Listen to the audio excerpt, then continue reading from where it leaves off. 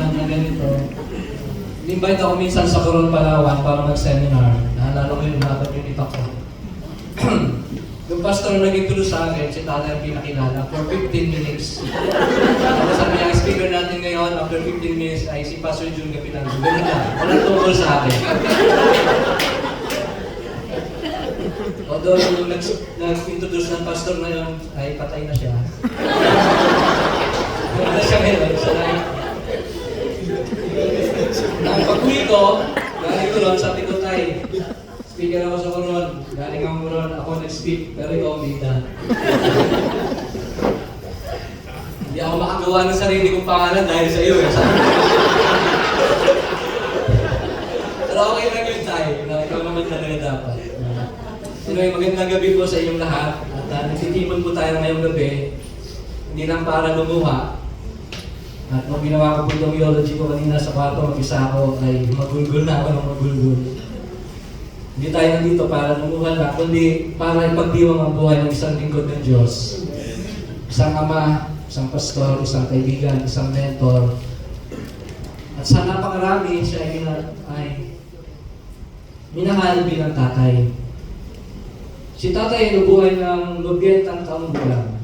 90 years na katapatan, paglilingkod, at pagkatapat or matapat na sumunod sa ating Diyos. Pastor siya hindi lang sa titulo, pastor siya sa puso, sa buhay, at sa araw-araw na pagkilos. Isa sa mga pinakatatanging katangian ni Reverend Amador Tatay Gapilango ay ang kanyang napaka-prayerful na buhay na nabanggit na ng karamihan. Sa bawat problema, hindi nagreklamo, hindi siya nagreklamo. Ang una niyang ginagawa pag may problema kundi manalangin. Nung nagka-problema na sa akin, wala siyang ginawa kundi manalangin. Kita ko minsan siya, madaling araw, papasok pa lang ako ng bahay, nakaluhod po siya doon sa may pulpito. At sabi ko, ako yung pinapanalangin tatay. At bilang isang lingkod ng Diyos, hindi naging madali ang kanyang pinagdadaanan. Ilang beses siyang dumanas ng mabibigat na pagsubok sa iglesia, sa church. May mga taong gumamak sa kanya, nagsalita ng masama laban sa kanya. Pero hindi po siya nagiganti. Hindi siya nagtanim ng galit, bagkos ipinalangin niya itong mga taong ito. Mahal pa rin niya ang mga taong nanakit sa kanya. Hindi siya tumigil magmahal, hindi siya tumigil maglingkod. Dahil para kay tatay, ang tunay na pastor, ang tunay na lingkod ng Diyos ay hindi sumusubo, at ang tunay na Kristiyano ay marunong magpatawad. Doon niya ipinakita ang tunay na puso ni Kristo. At hindi lang panalangin ang kanyang puso, isa rin siyang taong may matinding passion sa evangelism. Nabanggit na ulit ng karamihan o paghahatid ng mabuting balita.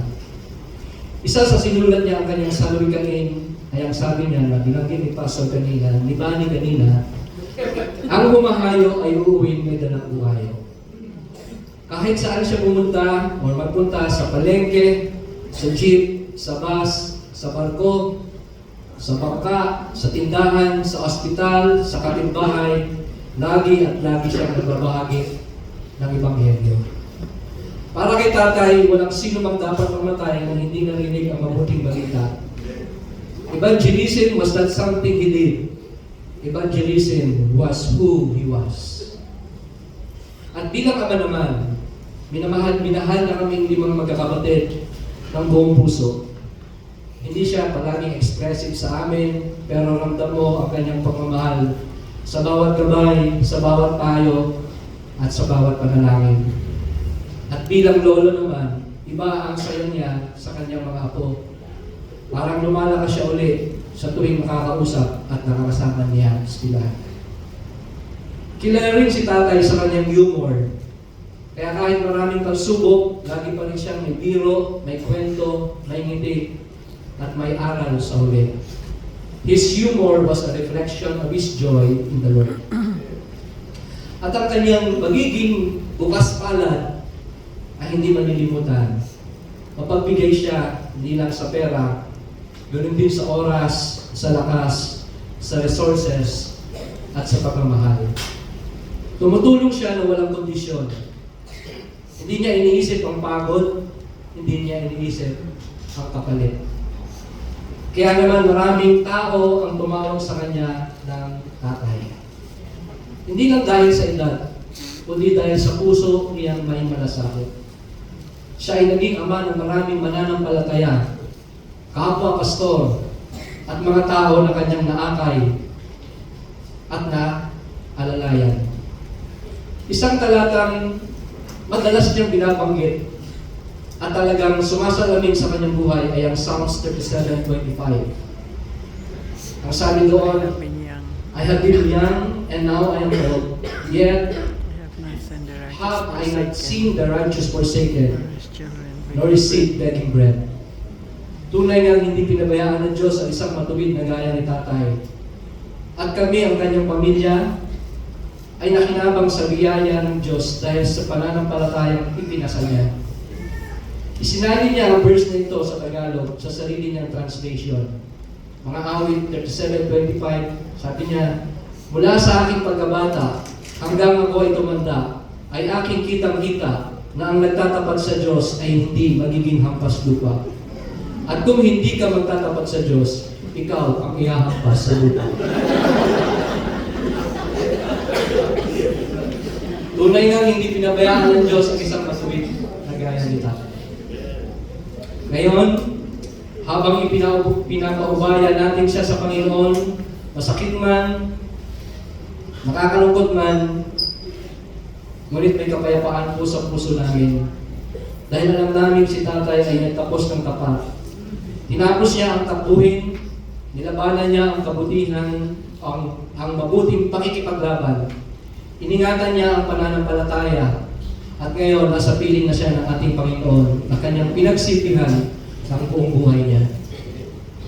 Mamimiss namin siya. Oo, pero higit doon, nagpapasalamat kami. Ang buhay niya ay biyaya. Ang halimbawa niya ay yaman. Ang legacy niya ay mananatili sa aming lahat. Kaya tatay, salamat sa panalangin mo, sa pagmamahal mo, sa katapatan mo sa amin, sa ating Panginoong Diyos.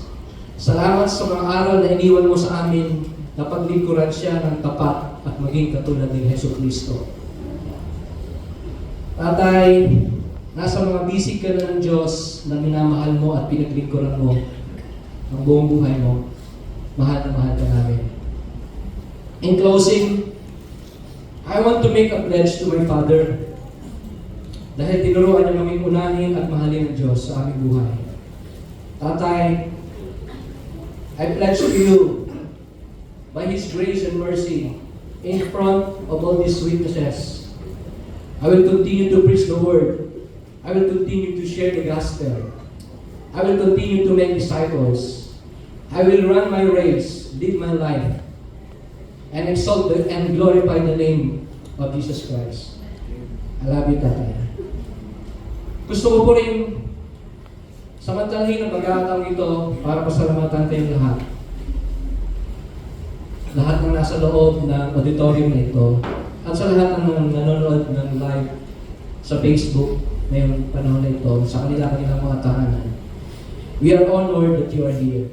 Thank you for giving honor to my father, Reverend Amador Tatay Lupinato. God bless you.